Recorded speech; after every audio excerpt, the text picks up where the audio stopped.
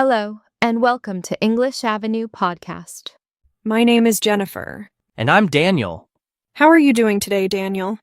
I'm doing great, Jennifer. It's been a productive day so far. How about you? I'm feeling fantastic. I'm especially excited about today's topic. I think we're going to have an engaging conversation. Absolutely. Today, we're delving into something that touches every one of us, our daily routines. It's the rhythm that keeps our lives moving forward. Exactly. From the moment we wake up to the moment we fall asleep at night, we follow certain habits that define our day.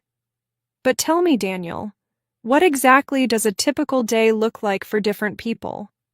That's a great question. Daily routines can look very different depending on your lifestyle, but they're made up of the little things we do regularly.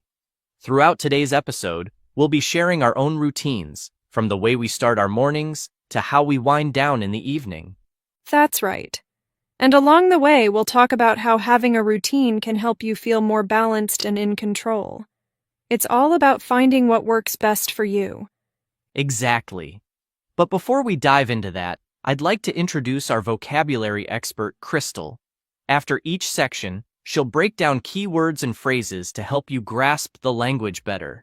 Krystal, we're excited to have you with us today. Thanks, Daniel.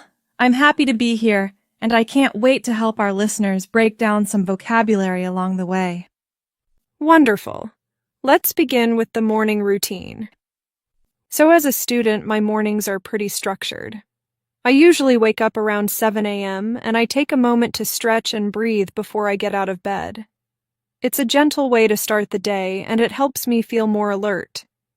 Then I head to the bathroom to brush my teeth and wash my face. It's a refreshing start. That sounds nice. I wake up a bit earlier, around 6:30 a.m., since my job requires me to start early. The first thing I do is drink a glass of water to hydrate, and then, like you, I brush my teeth and wash my face. It really sets the tone for the day ahead. Exactly. Hydrating first thing in the morning is such a good habit. After that, I have a light breakfast, like oatmeal or toast, just something simple to get my energy up before classes. Breakfast is essential for me, too. I usually go for eggs with toast, or sometimes I mix it up with a smoothie. After breakfast, I take a few minutes to check my emails and review my to-do list, so I know what's on the agenda for the day. I do the same. I check my class schedule and make sure I'm ready for the day ahead. It's always nice to feel organized before jumping into things. Absolutely. Having that calm, organized start to the day really makes a difference. Now, to help our listeners dive deeper into the vocabulary we've just used, let's hand it over to Krystal. Krystal, could you walk us through some of the key terms from our morning routines? Absolutely, Jennifer. Let's take a closer look at some key vocabulary from your conversation. Stretch. To extend your body or limbs to loosen up your muscles, which Jennifer does to ease into the day. Hydrate. To give your body water. Daniel starts his day with a glass of water to hydrate himself. Light breakfast. A small, simple meal in the morning, like oatmeal or toast. Jennifer prefers a light breakfast to get her energy up for the day. To-do list. A list of tasks you plan to complete during the day. Daniel reviews his to-do list every morning to stay organized. Those are some useful terms from your morning routine. Now, back to you, Jennifer. Thanks, Krystal. I think understanding these terms in context really helps our listeners absorb them better. Absolutely. And now that we've got the morning covered, it's a great time to move on to the afternoon routine. Shall we, Jennifer? Sounds perfect, Daniel. Afternoons for me are when I'm most focused.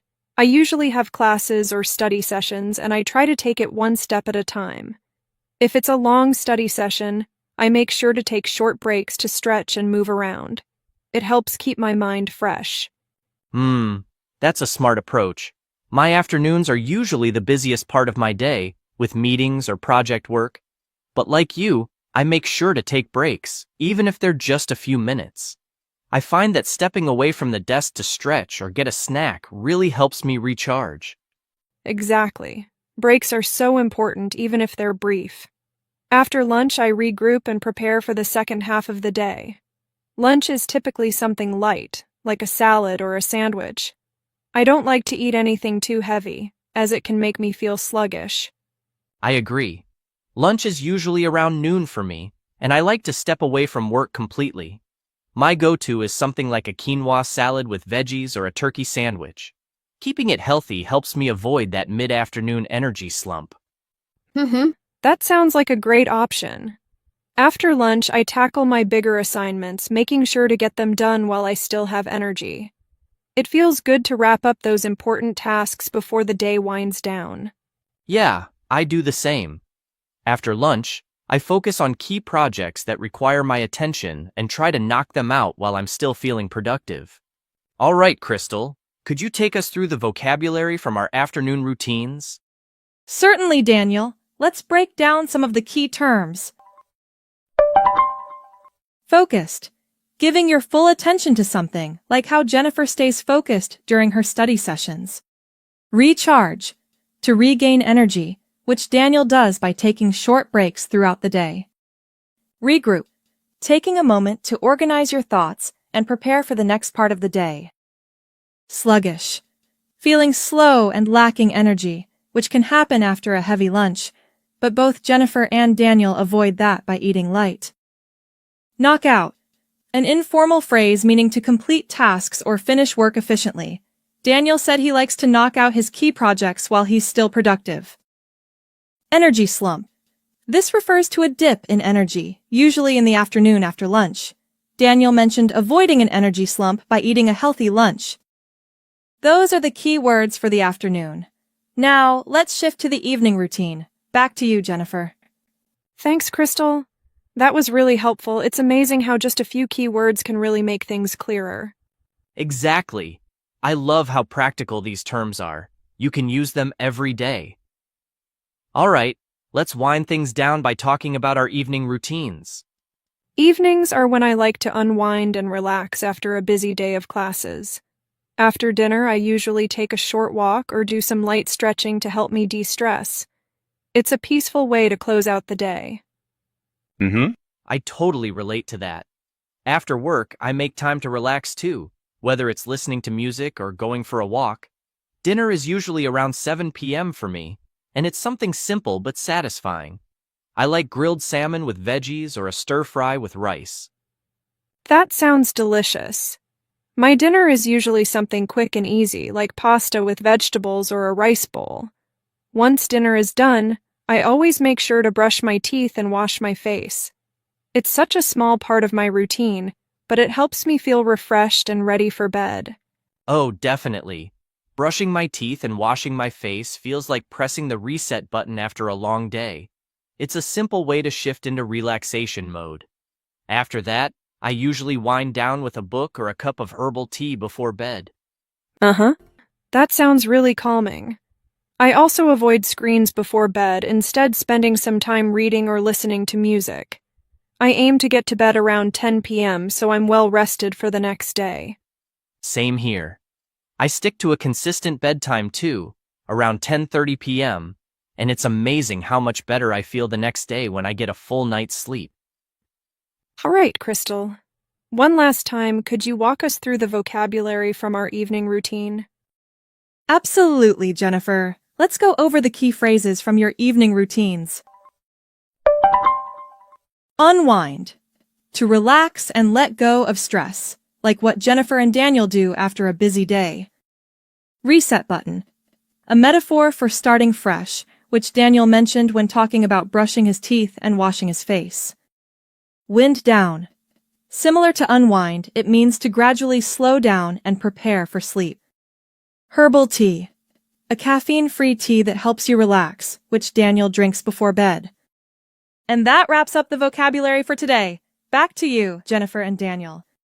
Thank you so much, Krystal, for guiding us through those key words and phrases. It really helps to understand the language in context. Absolutely. It makes it easier to remember when we see how the vocabulary fits into everyday life. So, we've shared our daily routines, from morning to evening, and touched on how important it is to create balance throughout the day. Exactly. Whether you're working, studying, or just trying to structure your day better, having a routine that works for you is key to staying organized and feeling in control. And remember, it's not just about staying productive. It's about taking those moments to relax, recharge, and take care of yourself. All right, well, that's all for today's episode. We hope this conversation gave you some helpful insights and tips for your own routine. A big thank you to Krystal for breaking down the vocabulary today. We really appreciate it. Thanks for joining us, everyone. Keep building those healthy habits, and we'll see you next time on the English Sleep Podcast. Take care, and have a balanced, productive day ahead. Your progress doesn't end here. To continue advancing your English skills, click on the next video or explore the additional videos we've thoughtfully selected for you.